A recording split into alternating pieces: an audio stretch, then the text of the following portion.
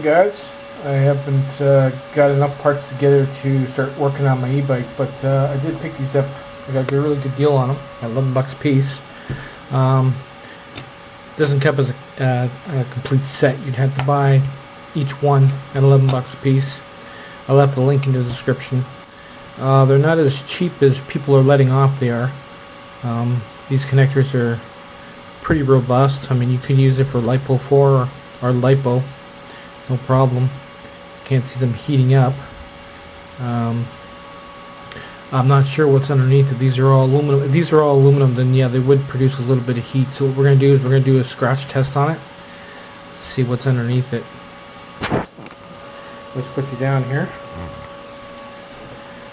Use this blade here, and we'll just give it a little scratch, just to see what's underneath it.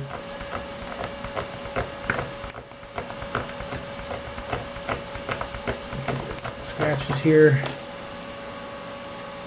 It is copper. You can see it.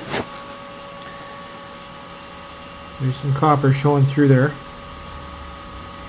So yeah, it's a good deal.